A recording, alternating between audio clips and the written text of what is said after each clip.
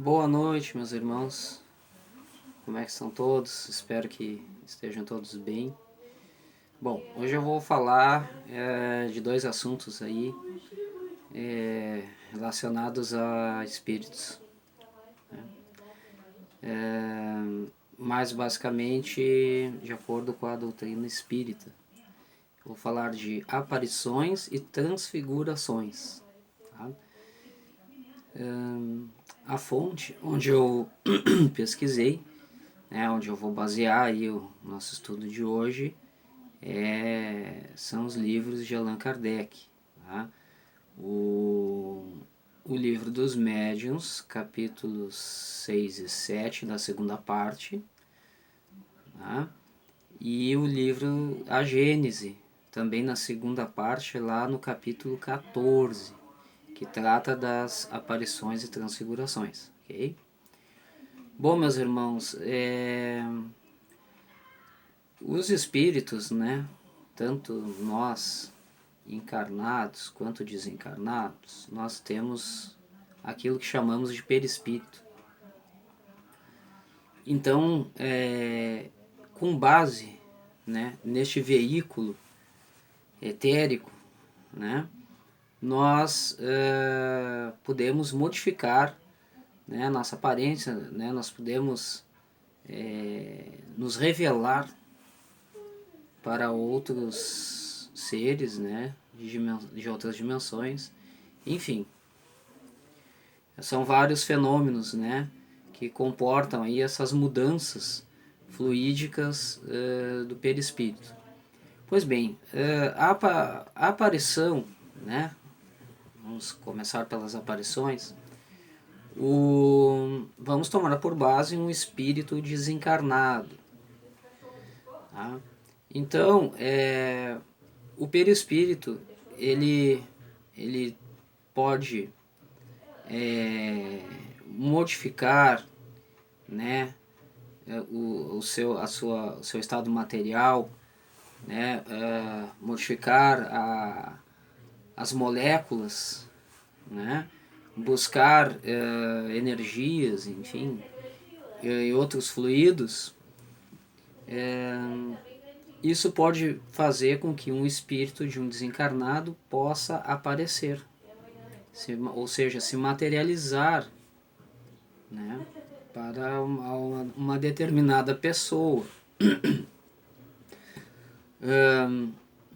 As aparições, como diz no próprio Kardec, né, comparam-se como vapores de água. Né? Quando o ar ele está rarefeito, né, não se enxerga o vapor. Tá? E quando, por outro lado, as moléculas, aliás, de água estão mais condensadas, então é possível que a gente consiga ver a olho nu esse vapor. E assim a mesma dinâmica do perispírito. O espírito usa o seu perispírito, né, através destes fluidos que ele absorve, né, dessas moléculas, enfim, e então através ele consegue tornar o seu perispírito mais denso, tá? Menos fluídico, menos etéreo, e então materializar-se, né? Mas aí pode variar conforme for essa condensação.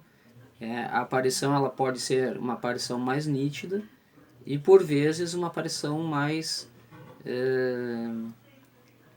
fraca, né? Mais transparente, vamos dizer assim. Tá? E são fenômenos que, inclusive, são os mais frequentes, né? Mas por que o espírito quer aparecer para um encarnado, por exemplo? Né? Muitas vezes para trazer alguma mensagem, e outras vezes para perturbar mesmo, né? Porque esses fenômenos são tanto para espíritos iluminados quanto para espíritos trevosos. Pois bem, Mas nós temos dentro das aparições um fenômeno, né, que se chama o agênere. O que é o agênere? O agênere vem, a palavra agênere vem do grego a, que significa sem, né, e gene, que significa gerar, né, gerado. Então, agênere significa aquele que não foi gerado, ou seja, não se trata de uma pessoa, né? Realmente existe uma materialização, né? O espírito, ele, através de usando seu perispírito também, ele vai procurar, né, fluidos e outras moléculas, enfim, que possa condensar a ponto de tornar realmente denso, tão denso seu perispírito, que as qualidades são as mesmas de um corpo físico. Ok, meus irmãos? Então por isso que nós dissemos o agênere, quer dizer, ele não foi gerado, né? Ele simplesmente ele se formou ali naquele momento, né? E obviamente que a pessoa que interage com o agênere, né, ele por sua capacidade, ele provavelmente vai convencer, né, aquela pessoa de que ele também é uma pessoa. Tá? Pessoas que não têm conhecimento espiritual, né, provavelmente vão perceber alguma coisa estranha, mas não muito. Né? Mas, por exemplo, os agêneres, eles falam muito pouco, né? Falam frases curtas, eles não desenvolvem uma conversa com o seu interlocutor. Eles têm um olhar muito assim longe, né? Eles não têm um olhar fixo, né? E também essa conversa, essa interação não dura por muito tempo. Até porque ele precisa de muita energia, né, para se materializar. Tá? Mas é possível que possamos tocá-lo, senti-lo. Tá? Inclusive eles também podem manipular objetos, né? Então, como se fosse realmente um ser humano que ali está, né? Porém, não há como matá-lo, por exemplo, né? Porque o espírito não pode morrer, né? Então é isso, né? Um exemplo de agênere, não sei se vocês viram uma novela que teve, acho que da Globo, né? Que a menina chegou na casa lá e tinha uma senhora que cuidava da casa, enfim, e ela aparecia, né? Misteriosamente sumia. E essa é outra característica do agênere, ele aparece instantaneamente e desaparece instantaneamente. Tá?